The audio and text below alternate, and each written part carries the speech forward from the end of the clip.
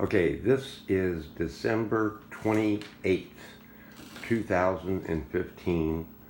I'm with Lisa in Salico at Brian Mills HUD home. This is Lisa.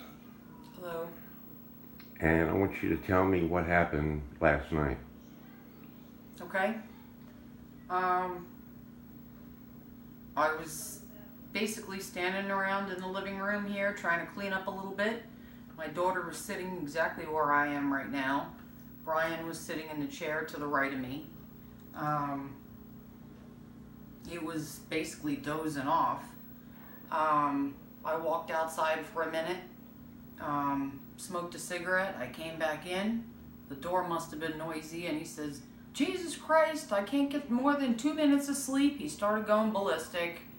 What did he say when he went ballistic?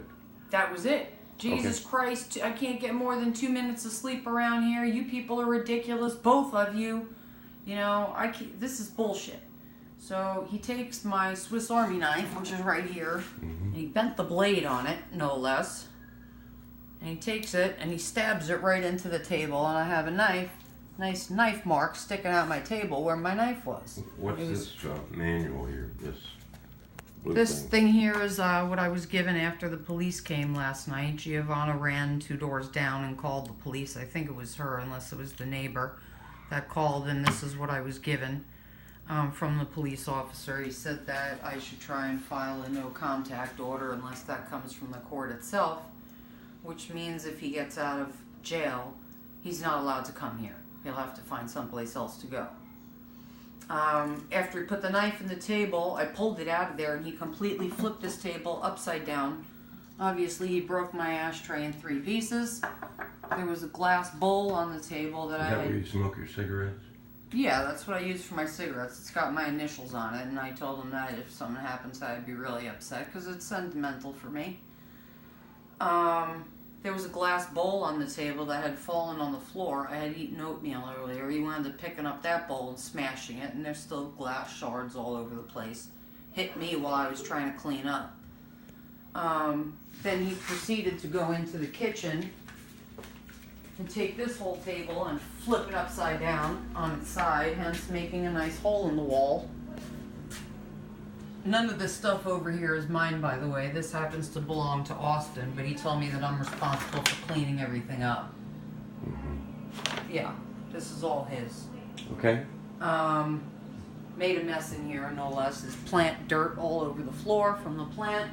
Then he came over here, and he took my entire desk and flipped this upside down, hence the huge mess. Did break the drawer out of here, which does go underneath the thing that he's sitting on, so that cannot be repaired. And that was basically it. And he's screaming and yelling that he didn't do anything.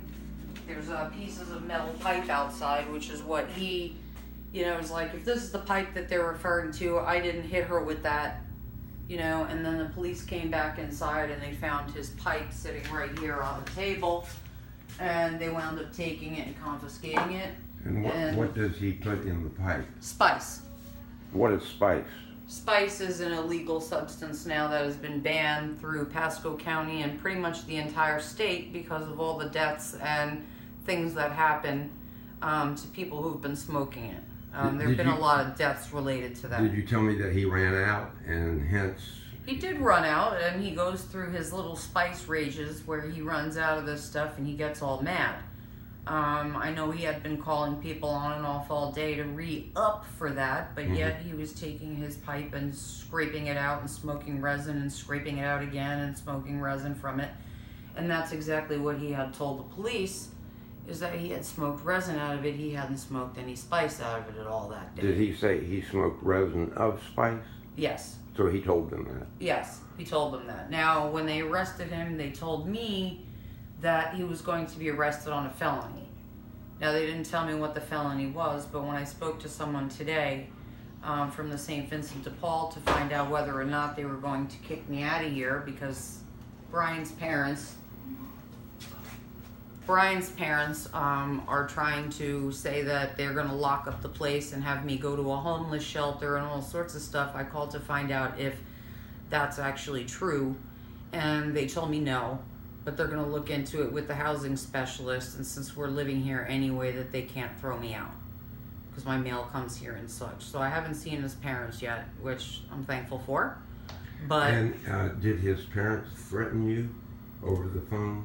yes, they threatened me over the phone to throw me out, that I shouldn't be staying here, that he and I obviously don't get along with me, him, and my daughter, that we should look for another place to live, and that we shouldn't be staying in his house, and that they'll come by here today to secure up the house, and we have to leave, and that, you know, when we're ready to pick up our stuff and move wherever it is, that they'll let us back in here to get our stuff. Has Brian sold a kind of a white powder to anybody?